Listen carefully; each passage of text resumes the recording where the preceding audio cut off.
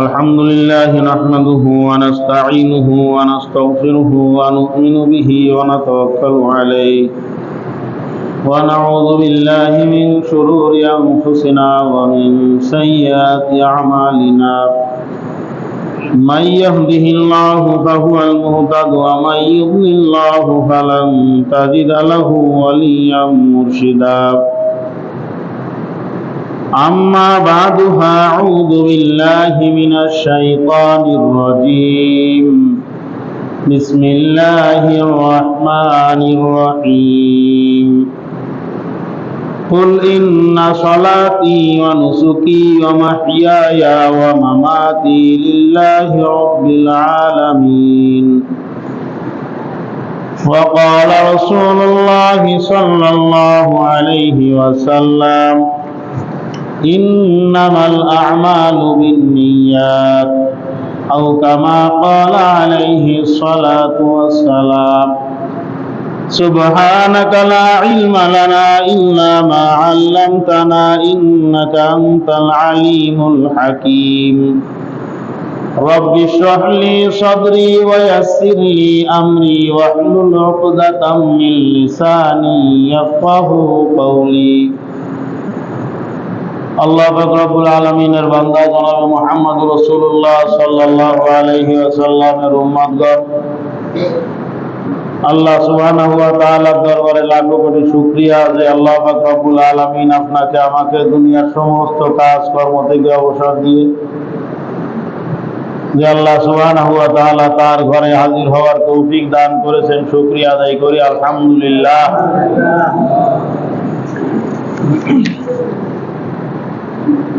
কোরআনে হাকিমের সূরা আনআমের 161 নম্বর আয়াতে কারিমা তিলাওয়াত করা হয়েছে। রাসূল আকরাম সাল্লাল্লাহু আলাইহি ওয়াসাল্লামের অগণিত অজস্র বাণী সমূহের মধ্য থেকে বহুল প্রচলিত একখানা হাদিস আপনাদের খেদমতে আরজ করা হয়েছে। আল্লাহ পাক রব্বুল আলামিন এই আয়াতের মধ্যে তাওহীদ তথা একত্ববাদ, যে কোনো প্রকারের ইবাদত বন্দেগী নির্ভেজাল ভাবে আল্লাহ পাক রব্বুল আলামিনের জন্য হওয়া, হাদিসের মধ্যে রাসূল আকরাম সাল্লাল্লাহু আলাইহি ওয়াসাল্লাম যে কোনো ইবাদতের শুরুতে নিয়াত, ইচ্ছা ঠিক করার জন্য, সংশোধন করার জন্য নসিহত করেছেন। কুরবানি কোন জায়গা থেকে শুরু হয়েছে, কিভাবে কি হয়েছে, ইতিহাসের উপরে মোটামুটি আলোচনা গত সপ্তাহে হয়েছিল। এখানে কুরবানি মুসলমানদের জন্য অত্যন্ত গুরুত্বপূর্ণ একটা বিষয়। এই কুরবানির যেরকম ঐতিহাসিক একটা প্রেক্ষাপট আছে, সেই রকম ভাবে এই কুরবানির পরকালে সওয়াবের দিক দিয়ে একটা প্রেক্ষাপট আছে। এই কুরবানির থেকে আমাদের জন্য কিছু শিক্ষা বা উপদেশ গ্রহণ করারও বিষয় আছে। মুসলমানদের যাবতীয় ধর্মীয় যে সমস্ত অনুষ্ঠানাবলী আছে, এইগুলোর মধ্য থেকে অন্যতম গুরুত্বপূর্ণ একটা আনুষ্ঠানিকতা হলো কুরবানি। যেই কুরবানির সূচনা শুরু হয়েছিল হযরত আদম আলাইহিস সালাতু ওয়াস সালামের থেকে, পরবর্তীতে হযরত ইব্রাহিম আলাইহিস সালাতু ওয়াস সালামের সময় এর ধরনটা পরিবর্তন হয়েছে। সেই জাতির পিতা ইব্রাহিম আলাইহিস সালাতু ওয়াস সালামের ধরনের উপরে কিয়ামত পর্যন্ত এই কুরবানির হুকুম বহাল বা অটল থাকবে। এর মধ্যে আর কোনো নড়চড় হবে না। হযরত ইব্রাহিম আলাইহিস সালাতু ওয়াস সালাম স্বীয় সন্তানকে উৎসর্গ করার যেই উজ্জ্বল দৃষ্টান্ত নমুনা আমাদের সামনে রেখেছেন, ওই রকম একনিষ্ঠতা এবং নিয়াত খালেস করে এখনো পর্যন্ত কিয়ামত পর্যন্ত যেই মানুষ কুরবানি করতে পারবে, আল্লাহ পাক রব্বুল আলামিন জাতির পিতা ইব্রাহিম খলিল আলাইহিস সালাতু ওয়াস সালামের ওই নিয়াতের যে বরকত, ওই বরকত এখনো পর্যন্ত আমাদেরকে দান করবেন। বলেন সুবহানাল্লাহ। ইব্রাহিম আলাইহিস সালাতু ওয়াস সালাম এই নৈকট্যটা অর্জন করেছিলেন স্বীয় সন্তানকে উৎসর্গ করে। আর আমাদের জন্য অনেক সহজ, আমরা নিজের কিছু সম্পদ উৎসর্গ করে আল্লাহ পাক রব্বুল আলামিনের কাছে ওই নৈকট্য অর্জন করতে পারি। এই নৈকট্য অর্জন করার ক্ষেত্রে সাহাবায়ে কেরাম জিজ্ঞাসা করতেছেন, মা হিয়াল আযাহি ইয়া রাসূলুল্লাহ, ওগো আল্লাহর নবী, এই কুরবানি এটা কি জিনিস? রাহমাতুল আলামিন বলতেছেন, সুন্নাতু আবিকুম ইব্রাহিম, তোমাদের জাতির পিতা হযরত ইব্রাহিম খলিলের সুন্নাত। আমালানা ফিহা ইয়া রাসূলুল্লাহ, এই কুরবানির মধ্যে আমাদের প্রাপ্তি কি, আমাদের কি লাভ হবে কুরবানি করার দ্বারায়? এই লাভটা হলো দুই রকমের। একটা হলো আভ্যন্তরীণ লাভ, আরেকটা হলো বাহ্যিক প্রকাশ্য লাভ। রাসূল আকরাম সাল্লাল্লাহু আলাইহি ওয়াসাল্লাম প্রকাশ্য লাভের কথা বলেছেন, বিকুল্লি শারাতিন মিনহা হাসানা। আল্লাহর হাবিব বলেন, কুরবানিকৃত পশুর শরীরের মধ্যে যে পশমগুলো আছে, এর প্রতিটা পশমের বিনিময়ে একটা করে নেকি আল্লাহ পাক তোমাকে দান করবে। সাহাবায়ে কেরাম চিন্তা করতেছেন যে বেড়ার শরীরের মধ্যে তো পশম অনেক বেশি। সাহাবায়ে কেরাম জিজ্ঞাসা করতেছেন, হুজুর, কেউ যদি বেড়া কুরবানি করে, বিকুল্লি শারাতিন মিনাস সুফি হাসানা, যদি বেড়া কুরবানি করে তাহলে বেড়ার অতি প্রত্যেক পশমের বিনিময়ে একটা নেকি পাওয়া যাবে। রাহমাতুল্লিল আলামিন বলতেছেন, অবশ্যই, অবিকুল্লি শারাতিন মিনাস সুফি হাসানা, তাই বেড়া কুরবানি করলে ওই বেড়ারও প্রত্যেকটা পশমের বিনিময়ে একটা করে নেকি আল্লাহ পাক দান করবে। এটা হলো বাহ্যিক জহেরি একটা খুশি, একটা প্রাপ্তি কুরবানির। আর আভ্যন্তরীণ যে প্রাপ্তিটা আছে, এটা সামনে আলোচনা হবে। তার আগে এই জহেরি বা বাতেনি, আভ্যন্তরীণ বা প্রকাশ্য যে ফায়দা ফজিলত পাওয়ার জন্য কি করতে হবে, করণীয়টা কি? করণীয়টা হলো কুরবানি কবুল হওয়ার সব থেকে বড় হাতিয়ার, সব থেকে বড় অস্ত্র, সব থেকে বড় যন্ত্র হলো ইখলাস। খুব ভালো করে বোঝা দরকার। ইখলাস এমন একটা জিনিস, যে জিনিসটা বর্ণনা করা যায় কিন্তু বোঝানো অনেক কঠিন। এটা দেখানো যায় না কাউকে। রোজার মতো, রোজা দেখানো যায়? কথা কয় না। রোজা দেখানো যায় না, ওই রকম ভাবে ইখলাসও দেখানো যায় না। কোরআনে হাকিমের মধ্যে 114টা সূরা আছে। এই 114টা সূরার মধ্যে একটা সূরার নাম আছে সূরাতুল ইখলাস। একটা সূরার নাম আছে কি? সূরাতুল ইখলাস। এই সূরা ইখলাস মুখস্থ আছে অনেকের, কিন্তু এটার নাম যে সূরা ইখলাস এটা জানে না অনেক। কুল হুয়াল্লাহ সূরা আছে না, এই কুল হুয়াল্লাহ সূরার নাম হলো সূরাতুল ইখলাস। প্রত্যেকটা সূরার মধ্যে ওই সূরার নাম ওই আয়াতের মধ্যে পাওয়া যায়। একমাত্র সূরা সূরাতুল ইখলাস, যে সূরা ইখলাসের মধ্যে সূরার নাম ওই সূরার মধ্যে পাওয়া যায় না। এর দ্বারা একটা জিনিস পরিষ্কার বোঝা যায় যে ইখলাস এটা দেখানোর জিনিস না, দেখার জিনিস না। ইখলাস এটা অন্তরের জিনিস। আল্লাহ নবী বলতেছেন, আত-তাকওয়া হাহুনা। এইভাবে দেখাই দিয়ে আল্লাহ নবী বলতেছেন, আত-তাকওয়া হাহুনা। তাকওয়া হলো এখানকার ব্যাপার, তাকওয়া এখানকার ব্যাপার। আল্লাহ পাক রব্বুল আলামিন বলেন, লা ইয়ানালাল্লাহু লুহুমুহা ওয়ালা দিমাউহা ওয়ালাকিন ইয়ানালুহু তাকওয়া মিনকুম। ও দুনিয়ার আমার বান্দা বান্দীরা, আল্লাহ পাক রব্বুল আলামিন বলতেছেন, ভালো করে লক্ষ্য করো, লা ইয়ানালাল্লাহু লুহুমুহা ওয়ালা দিমাউহা। তোমরা যে কুরবানি করো, এই কুরবানি করার পরে কুরবানিকৃত পশুর রক্ত জমিন স্পর্শ করার আগে আমি আল্লাহ পাক রব্বুল আলামিনের দরবারে সেটা কবুল হয়ে যায়। ধরে বলেন সুবহানাল্লাহ। জমিন রক্ত জমিন স্পর্শ করার আগে কুরবানি কবুল হয়ে যাবে, কিন্তু তোমাদের কুরবানিকৃত পশু রক্ত গোশত কোনো কিছুই আমি আল্লাহ পাকের দরবারে পৌঁছাই না। তোমার এই কুরবানি কবুল হয়ে যাবে, কিন্তু কুরবানির গোশত আমি আল্লাহ পাকের কোনো ভাগ দেওয়া লাগবে না। কুরবানির রক্ত এটাও আমি আল্লাহর দরবারে পৌঁছায় না, আমার কাছে পৌঁছাই কি? ওয়ালাকিন ইয়ানালুহু তাকওয়া মিনকুম। তোমাদের থেকে ক্ষুধাভীতি, তুমি কি কারণে কি উদ্দেশ্যে কুরবানি করেছো, ওইটা শুধু আমার কাছে পৌঁছায়। বুখারী হাদিস, রাসূল আকরাম সাল্লাল্লাহু আলাইহি সাল্লাম বলেন, ইন্নাল্লাহা লা ইয়ানজুরু ইলা সুওয়ারিকুম ওয়ালা ইলা আমালিকুম ওয়ালাকিন ইয়ানজুরু ইলা কুলুবিকুম আও নিয়াতিকুম।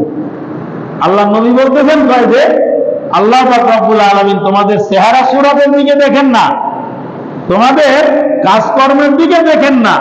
আল্লাহ পাক রব্বুল আলামিন দেখেন তোমাদের নিয়াত, অন্তরের দিকে, তোমাদের অন্তরের মধ্যে কি আছে। এই জন্য ভাই, কুরবানি করার আগে নিয়াতটাকে সহি করে নিতে হবে আগে। ইন্নামাল আমালু বিন্নিয়াত, প্রত্যেকটা বছরে একটা করে নেকি আমি পাবো, এই পাওয়াটা নির্ভর করতেছে আমার নিয়াতটা কি তার উপরে। নিয়াতটা কি, কোন নিয়াতে আমি কুরবানি করতেছি, এইটার উপরে নির্ভর করতেছে আমার সওয়াব পাওয়া, কুরবানি কবুল হওয়া না হওয়া।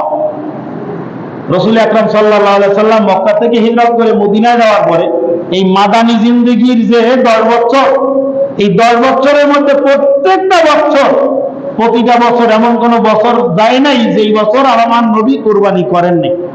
প্রত্যেকটা বছর কুরবানি করতেন। এই মক্কা থেকে মদিনায় যাওয়ার পরে যেই ভাষণ দিয়েছিলেন, বক্তব্য দিয়েছিলেন, সেই বক্তব্যের মধ্যে এই হাদিসটা বলেছিলেন ইন্নামাল আমালু বিন্নিয়াত। তার প্রত্যেকটা কাজের ফলাফল নির্ভর করে নিয়াতের উপরে। এর একটা কারণ আছে এই কথা বলার। কারণটা হলো মক্কা থেকে হিজরত করার নির্দেশ যখন আইছে তখন 3 শ্রেণীর মানুষ, 3 রকমের নিয়াতে মানুষ হিজরত করেছিল। একটু কথা বলবেন, কয় শ্রেণীর মানুষ? 3 শ্রেণী। কথা বলেন তাহলে আর ঘুম আসবে না। কর্ম পরিশ্রান্ত মানুষ তো এসি ঠান্ডা বাতাসে বসলে অটোমেটিক ঘুম এসে যায়, অনেকে ঘুমে। কয় রকমের নিয়াত ছিল? 3 রকমের নিয়াত। এখন নিয়াত এটা তো দেখা যায় না, আপনি কি নিয়াতে এখানে বলছেন, আপনার মনের মধ্যে এখন কি চলতেছে এটা আমি বুঝতেছি না, আমার মনের মধ্যে কি চলতেছে আপনি বুঝতেছেন না। কিন্তু বুঝার যিনি একজন আছেন তিনি কি বুঝতেছেন, কি বুঝতেছেন না? তিনি অবশ্যই বুঝতেছেন। এখন এই যে 3 নিয়াতে হিজরত করেছে, একজন হিজরত করেছে, একদল হিজরত করেছে এই চিন্তা করে যে মক্কা থেকে মদিনায় লোকজন বেশি, ওইখানে গেলে ব্যবসা বাণিজ্য ভালো হবে। আর একটা লোক, এটাকে মুহাজিরে উম্মে কয়েস বলে, একজন মানুষ মাত্র, মুহাজিরে উম্মে কয়েস নাম হয়ে গেছে তার। উম্মে কয়েস নামক একজন মহিলা, সেই মহিলা শর্ত লাগাইছিল যে তোমার সঙ্গে বিবাহ বন্ধনে আবদ্ধ হবো যদি তুমি হিজরত করো। সে হিজরত করেছিল। আর এক শ্রেণীর মানুষ যারা আল্লাহ এবং তার রসুলের সন্তুষ্টির জন্য হিজরত করেছিল। কয় শ্রেণী হলো? 3 শ্রেণী। হিজরত করে মক্কা থেকে মদিনায় চলে যাওয়ার পরে নিয়াত, এটা তো আভ্যন্তরীণ জিনিস, দেখা যায় না। রাহমাতুল লিল আলামিন বললেন কিভাবে? আল্লাহ পাক রব্বুল আলামিন জিবরাইলের মাধ্যমে জানাই দিয়েছে যে এই 3 প্রকারের নিয়াতে কিন্তু তোমার উম্মত হিজরত করেছে। রাহমাতুল লিল আলামিন সাল্লাল্লাহু আলাইহি ওয়াসাল্লাম মদিনায় যাওয়ার পরে নসিহত করতেছেন, ও আমার উম্মতেরা, হে আমার সাহাবায়ে কেরাম, ইন্নামাল আমালু বিন্নিয়াত ওয়া ইন্নামা লিকুল্লি ইমরিইম মা নাওয়া, ফামান কানাত হিজরাতুহু ইলাল্লাহি ওয়া রাসূলিহি ফাহিজরাতুহু ইলাল্লাহি ওয়া রাসূলিহি ওয়া মান কানাত হিজরাতুহু ইলা দুনিয়া ইউসিবুহা আও ইলা ইমরাতিন ইয়ানকিহুহা ফাহিজরাতুহু ইলা মা হাজারা ইলাইহি আও কামা ক্বালা আলাইহিস সালাতু ওয়াস সালাম। আল্লাহর নবী বলতেছেন, আমার সাহাবায়ে কেরাম, তোমাদের মধ্যে এক শ্রেণীর মানুষ, তোমরা ব্যবসা বাণিজ্য ভালো হওয়ার জন্য হিজরত করেছো। তোমার ব্যবসা বাণিজ্য ভালো হবে কিন্তু আল্লাহ এবং রসুলের কাছ থেকে তোমরা কিছু পাবে না। আর একজন লোক মহিলাকে বিবাহ করার জন্য হিজরত করেছে, সে মহিলাকে বিবাহ করতে পারবে কিন্তু আল্লাহ এবং রসুলের কাছে তার কোনো প্রাপ্তি নাই। আর একজন মানুষ হিজরত করেছে আল্লাহ এবং রসুলের সন্তুষ্টির জন্য। যেই ব্যক্তি আল্লাহ এবং রসুলের জন্য হিজরত করেছে ওই ব্যক্তি আল্লাহ আল্লাহ রসুলকেই পেয়ে যাবে। বলেন সুবহানাল্লাহ। লিকুল্লি ইমরিইম মা নাওয়া, যে নিয়াতে হিজরত করেছো প্রত্যেকে সেই নিয়াতটা পেয়ে যাবা। এই জন্য বাজান, কুরবানি যে নিয়াতে করবা সেইটাই কিন্তু প্রতিফলন ঘটবে। কুরবানি যদি গোশত খাওয়ার উদ্দেশ্য হয় তাহলে গোশত খাওয়া যাবে, কিন্তু এর দ্বারা বিন্দু মাত্র কোনো সওয়াব হবে না। কথা কয় না, সওয়াব হবে কোনো? গোশত খাওয়ার জন্য কুরবানি, আরে আমার এত ছোট করলে নয়, আমার আত্মস্বজন পাড়াপতির মেয়ে জামাই কত, এই হিসাবটা যখন আসে তখনই কিন্তু গোশতের প্রশ্ন চলে আসে। এইখানেই যদি এই হিসাবটা যদি এইভাবে পাল্টায় দেওয়া যায়, না ছোটখাটো গরু কুরবানি দিলে হয় না, আশপাশে অনেক গরিব মানুষ আছে, এরা আশা করেই থাকে যে আমার থেকে কিছু গোশত পাবে, অতএব তাদেরকে বেশি করে দিতে হবে আমার, এই জন্য আমার মরমের দরকার। এটা সওয়াবের বিষয় হয়ে গেল না? কথা কয় না, এটা সওয়াবের বিষয় হয়ে গেল। এই নিয়াতটা কিন্তু বলেন এরকমই। এই নিয়াত বোঝানোর জন্য এই হাদিস বুঝাইতে গিয়ে আমার উস্তাদ একটা উদাহরণ দিয়েছিলেন। উদাহরণটা হলো, মনে করেন আমাদের বানিয়াখালী বাজারে কলেজ মাঠে গরুর হাট হয়, খর্নিয়ায় ওইখানে গরুর হাট আছে আমাদের। এই যে গরুর হাটে আপনি চিন্তা করতেছেন মনে মনে, আপনি চিন্তা করলেন যে এখানে অনেক দূর দূরান্ত থেকে মানুষ আসে গরু বিক্রি করার জন্য, এই জায়গায় যদি আমি কিছু খুঁটো পুঁতে দিই তাহলে তাদের উপকার হবে। আল্লাহর বান্দাদের উপকারের চিন্তা, এটা সব নাকি গুনাহ? সব। আপনি খুঁটো পুঁতে দিয়েছেন, আপনি খুঁটো পুঁতে দিয়ে বেড়ে গেছেন, এর মধ্যে পিছনতে আরেকজন গেছে, সে যে চিন্তা করতে আল্লাহ এতগুলো খুঁটো বলবে কেটে গেল। এই কলেজের ছেলে মেয়েরা খেলাধুলা করে, দৌড়দৌড়ি করে মাঠে, এইটার উপরে যদি উচট খেয়ে পড়ে, উষ্টা খেয়ে যদি পড়ে, তাহলে তো ক্ষতিগ্রস্ত হয়ে যাবে। এই মনে করে উনি সবগুলো খুঁটি উঠে দিচ্ছে। এ লোক সব পাবে কি হবে না? এই কাজ কিন্তু সম্পূর্ণ বিপরীত কাজ। খুঁটি যে পুঁতেছে সে সব পাবে, আল্লাহর বান্দাদের উপকার নিয়ে ছিল তাই এই কারণে, আর খুঁটি যে উঠে দিচ্ছে সেও সব পাবে, আল্লাহর বান্দাদের উপকার হবে সেই নিয়াত ছিল এই কারণে। ইন্নামাল আমালু বিন্নিয়াত, প্রত্যেকটা কাজের ফলাফল নির্ভর করে নিয়াতের উপরে। আপনি যে নিয়াত করবেন আপনার ফলাফলও কিন্তু ঠিক সেই রকম ভাবে আসবে। এই জন্য কুরবানি কবুল হওয়ার সব থেকে বড় এবং গুরুত্বপূর্ণ একটা বিষয় হলো, কুরবানি কবুল হওয়ার সব থেকে বড় এবং গুরুত্বপূর্ণ বিষয় হলো এই কুরবানি করার আগে নিয়াতকে খালেজ করে নেওয়া, নিয়াতকে সহি করে নেওয়া। নিয়াতের মধ্যে কোন রকম কোন ভেজাল থাকলে কুরবানি কিন্তু হবে না। দ্বিতীয় নম্বর, এই কুরবানি কবুল হওয়ার আরেকটা শর্ত হলো, যে টাকা দিয়ে কুরবানি করবেন ওই টাকাটা শতভাগ হালাল হইতে হবে। কুরবানির টাকাটা সম্পূর্ণ কি হইতে হবে ভাই? কথা কয় না, কি হইতে হবে?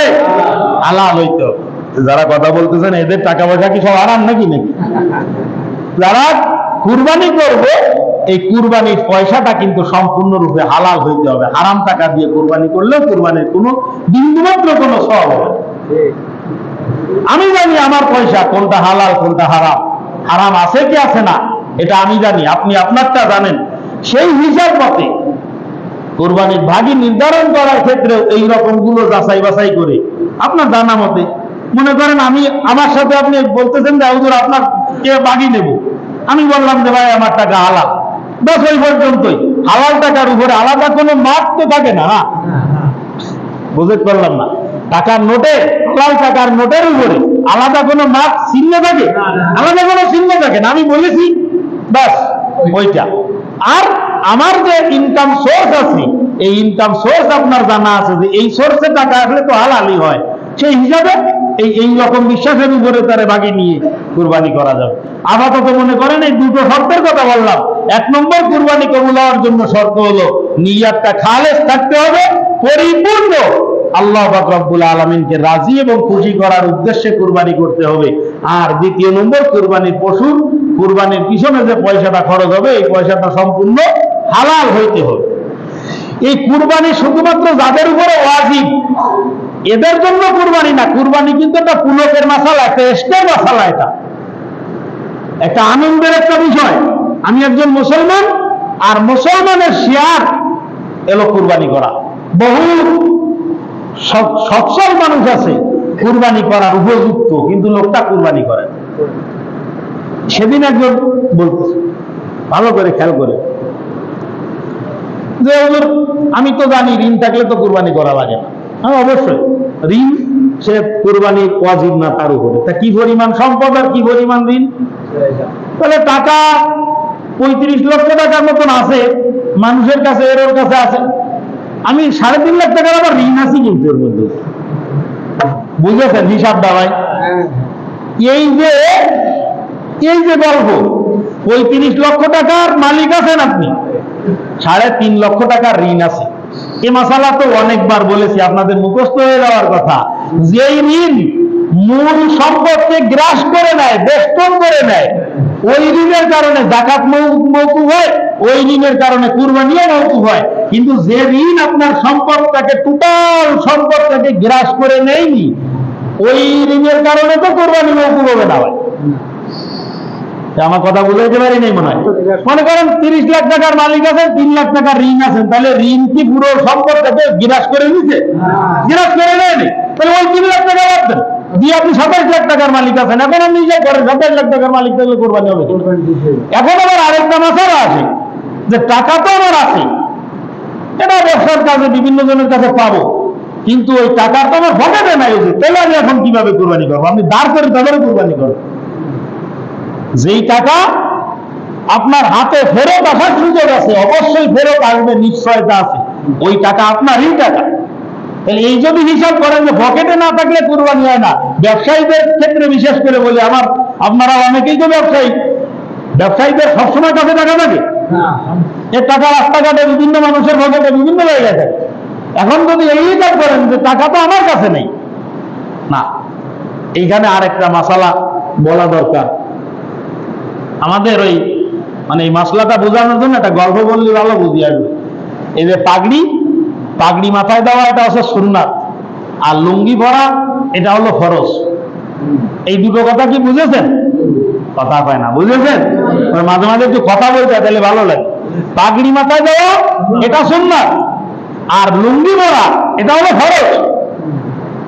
এখন ফরজ কোন অবস্থায় খেলাপ করার কোনো সুযোগ নেই। প্রয়োজন পড়বে ফরজ হিফাজত করতে গিয়ে যদি মনে করেন ফরজ আর সুন্নাত দুইটা একসাথে পারতেছি না, সেই ক্ষেত্রে ফরজ আঁকড়ে ধরতে হয়। আর লোকটা গেছে বাথরুমে যাওয়ার পরে ওর লুঙ্গিতে ময়লা লেগে গেছে, বাথরুম তো ময়লা জায়গা, ময়লা লেগে গেছে। ময়লা লেগে যাওয়ার পরে ওই লোকটা চিন্তা করি পাগড়িতে ময়লা লেগে গেছে। পাগড়িতে ময়লা লেগে যাওয়ার পরে লোকটা চিন্তা করতেছে সুন্নাতটা নষ্ট হয়ে যাবে এভাবে, না, এ সুন্নাত তো এভাবে নষ্ট করা যায় না। উনি লুঙ্গি খুলে পাগড়ি বেঁধে ফেলেছে। বোঝেন নাই কথা? এই লুঙ্গি খুলে পাগড়ি বাঁধা এটা কি সঠিক হয়েছে? লুঙ্গি খুলে কি তরফ করেছে? ও লুঙ্গি খোলার কারণে কোনটা তরফ হয়েছে? ফরজ তরফ হয়েছে। সুন্নাত দেখাতে গিয়ে আমি ফরজ তরফ করে ফেলাইছে, এটা অপরাধ। আমাদের সমাজের মধ্যে কিছু সংখ্যক মানুষ মানে বিভিন্ন জনের বিভিন্ন কথা জিজ্ঞাসা করে, এই জন্য বুঝতে পারি। আকিকা করা এটা হলো সুন্নাত মুস্তাহাব একটা জিনিস। সুন্নাত আকিকা করার মূল পদ্ধতিটা কি? বাচ্চার বয়স 7 দিন হইলে তারপরে আকিকা করতে হয়, এটা হলো সুন্নাত। হ্যাঁ, রাসূল আকরাম সাল্লাল্লাহু আলাইহি সাল্লাম উনি অনেক বয়সের পরে যে উনি আকিকা ওনারটা নিজেরটা নিজে করেছেন, বিধানটা হয়েছে ওই সময় সেইভাবে উনি করেছেন। এখন 40 বছর বয়স, এই লোকের আকিকা করা লাগবে। এখন ওর উপরে 3-4 বার কুরবানি ওয়াজিব হয়ে রয়েছে। ও কুরবানির ভিতর বাদ দিয়ে ও আকিকার বাদই ফিরে আছে কি আছে না? এই যেই লোকটা কুরবানি ওয়াজিবের পরে কুরবানি বাদ দিয়ে আকিকা করে দেয়, এই লোকটা ওই ব্যক্তির মতো যেই ব্যক্তি লুঙ্গি খুলে ভাগি বাঁধে। আমি কি বুঝাইতে পেরেছি কথাটা ভাই? এই লুঙ্গি খুলে ভাগি বাঁধলে কিন্তু হবে না ভাই। আপনার উপরে কুরবানি ওয়াজিব, আপনি আগে কুরবানি করবেন, আকিকা থাক বাদ দেন।